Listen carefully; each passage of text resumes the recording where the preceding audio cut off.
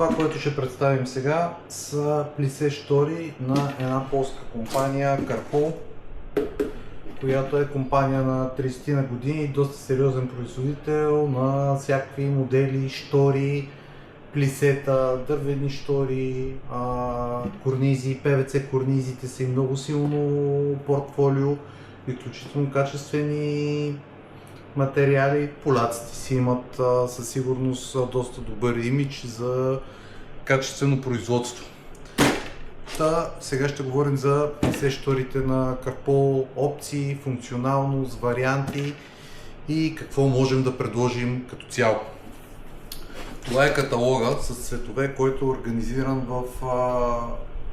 по този начин. Много удобен, така че да можеш да отидеш при клиента и да му направиш презентация и да му представиш това, което искаш. Когато разтвориме каталога, вътре са организирани в 5-6 папки в различни цветови категории и различни ценови категории. Иначе казано, това е папка номер 1 в ценова категория 0. Ценовите категории са 3, 0, А и Б. Като 0 са най-добри като бюджет, А са в средния ценови клас, а Б са в високия ценови клас. Като без значение какво ще си хареса клиента, нямаме притеснение относно качеството на материала в различните ценови категории. Ценовата категория се определя от грамажа на текстила, от това колко е пропусклив, от това дали е по-стара колекция или е по-нова колекция. Така че не трябва да имате никакви притеснения, когато избирате или когато харесате текстил от папка с 0. Ето, във всеки каталог може да видите грамажа на текстила, какви са му максималните ширини и респективно има различни като пропускливост и като плътност цветове. По-светли, по-тъмни гами, по-пъстри такива. Папките са може би около 6 или 7. Може да разглеждате различни текстили. Има такива, които са доста по-интересни. Имитират лен, има по-структурни, има такива, които са фигурални, по-свисиви цветове. Има серия от доста тънки и ефирни, които са доста прозрачни. Определено има доста богат избор от всякакви плотове. Като плисе шторите има два модела или два вида текстил за тях. Едното си е стандартното плисе, което е единичен текстил, плисиран в тази триъгълна форма. Има един модел, който се нарича пчелна пита и представлява ето това. Или иначе казано, има двоен плат, който образува тези пчелни пити. Къде е предимството и силата на тази пчелна пита? Първо, тя много често се използва за ограничаване на топлината или горещината. Използвана е за южни фасади, за западни фасади, за големи прозорци, там където напича много. Може да обърнете внимание, примерно, ето при този текстил тип пчелна пита, който от едната страна има зелен цвят, то от другата страна, този, който е навън и сочи през прозореца, цветът е бял, така че да може максимално много да отблъсква светлината и топлината, която идва отвън. По принцип, в каталозите пише, че прави около 7% разлика в температурата с такава штора и с каквато и да било друга штора. Другото, което трябва да обърнете внимание при пчелната пита, ето тук имам на малката мостра такъв модел. Това е пчелна пита и когато я погледнете отстрани,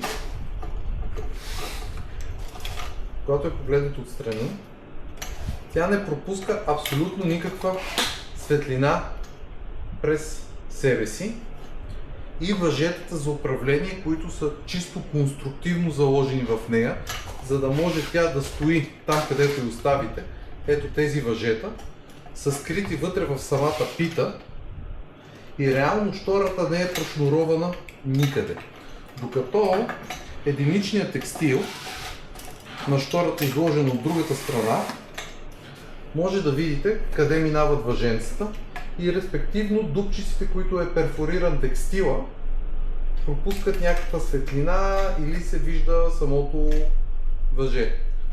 Това вече е въпрос на модел, въпрос на избор, това какво ви харесва и какво искате да получите като ефект.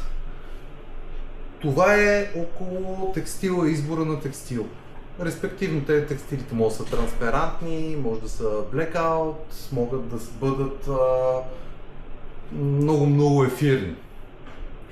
Сега, относно системите, които са чисто за задвижване. Тук може да видите на тази штора, която сме демонстрирали, сме използвали бял механизъм стандартен. Какво означава стандартен? U-образен механизъм отгоре, който, достигайки до най-крайната точка, обгръща своите монтажни планки и захапва горния ръб. Стандартен профил е профил, който позволява по-големи ширини. По-голями, да кажем 180 до около 200. Така, системата работи на принципа, щората се отваря и отгоре и отдолу, където я пуснете, там стои долния край, обгръща долните монтажни планки, горния край обгръща горните монтажни планки. Профилите могат да бъдат различни цветове. Ето тук са показани цветовете: бяло, кафяво, натурално дърво, сив чист алуминий, респективно Уинчестър, орех, златен дъб и от цветовете има антрацит. Така че има достатъчно добър избор на профили да могат да се вържат естетично както с текстила, така и с самата дограма. Ето, тук в другата штора, която сме демонстрирали, сме използвали златен дъб профил. Тук системата е малко по-различна в профила. Системата се различава до толкова, че профила вече не е U-образен, а е L-образен. Него го използваме за дограми, които стъклодържача е с по-прав ъгъл, с по-ръбест ъгъл. И характерното при нея е, че има две метални планки в края, а горната монтажна планка е с магнитче, така че когато штората стигне до горния край, магнита я захваща и тя прилепва. Сега, максималната ширина, която изпълняваме с L профил, тя е около до 150 см, даже 130 бих казал, защото какво показва практиката? Когато я вградим в светлата част на прозореца, защото магията на тези штори е малкият фин механизъм и финният текстил, който е около 2 см и позволява тя да бъде вградена само в светлата част на прозореца, така че самата штора да може да работи с крилото. Всичко, отваряйки крилото, шторът се движи с крилото. Отваряйки крилото на ножица, въженцата държат штората само в рамките на прозореца и този модел штори не пречи по никакъв начин на отварянето на вратите, не пречи когато се отваря крилото да се удари механизма в обръщането на прозореца. Изключително практичен модел, но това, което ви разказвах за L профила, е, че когато е по-голяма ширина, да кажем 150, Когато стигне догоре и в двата края хване магнита, средата малко провисва и има лек просвет в средата на штората. Штората е 150 см и тук в двата края има магнити, но на средата текстила е доста тежък и започва да я дърпа. Респективно тя дава леко отклонение и там прави лек просвет, за който просвет той не е фатален, не е голям, но е хубаво всеки да знае, че това се случва, за да няма изненадани от това, което се е случило. При този профил, да кажем, че това се получава след 160-180 като размер, да кажем, че ни дава малко по-голяма, стандартният профил ни дава малко по-голяма свобода в ширина при плисе модела штори на Карпо. И общо взето това е. Има опция да бъдат вградени два текстила в една штора. Наричаме ги штори ден и нощ. Както е тази штора, от този профил започва друг текстил и има трети профил отдолу. И респективно би могло да имаме една плътна част, която да кажем, че е в силното слънце или когато помещението ни е спално. И когато средния профил го вдигнем нагоре, то тук да има един ефирен текстил, който да прави само фон, така че да не оголваме целият прозорец, но в същото време да влиза много светлина. И вече когато хванем най-крайния трети профил отдолу, може вече да оголим и целият прозорец. Това също е опция да имплементираме два текстила в една штора. Изключително удобен модел, изключително добър като бюджет модел, изключително практичен модел, доста устойчив във времето.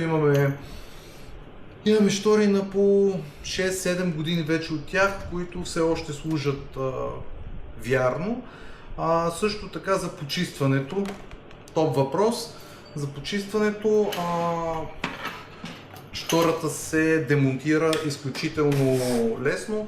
Ще остава друго видео, в което е показано как се монтират шторите, но като цяло штората може да се махне много лесно от самия прозорец. Да не се изложим нещо горе-долу.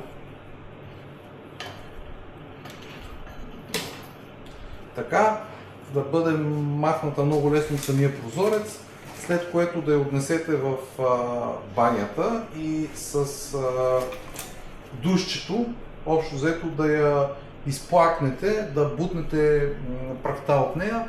Шторите са от изкуствени материи, полиестерни, използват се нарочно такива, за да бъдат максимално устойчиви на слънце и горещини, респективно да изкарват най-много време и най-много време да не си променят цветовете.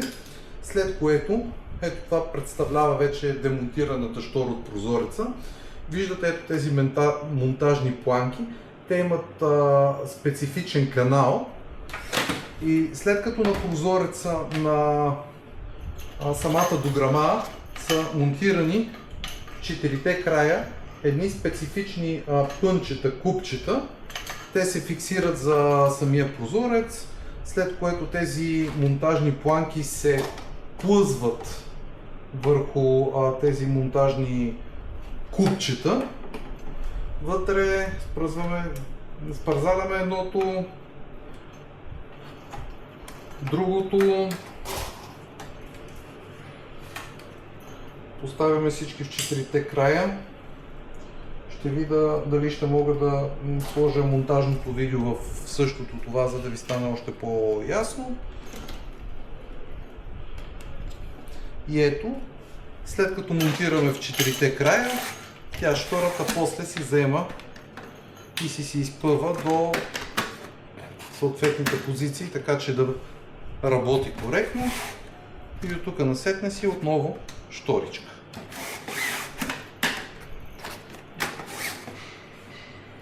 Не препоръчвам да се почиства повече от веднъж 2 пъти в годината, след като сте обляли с душа. Това, което е много важно, е да я съберете и да я оставите да съхне събрана, за да може да се запазят плисетата и когато, да речем, след 24 часа я разгънете, тук да не се е изправило плисето, а да си остане такова плисирано на вълнички.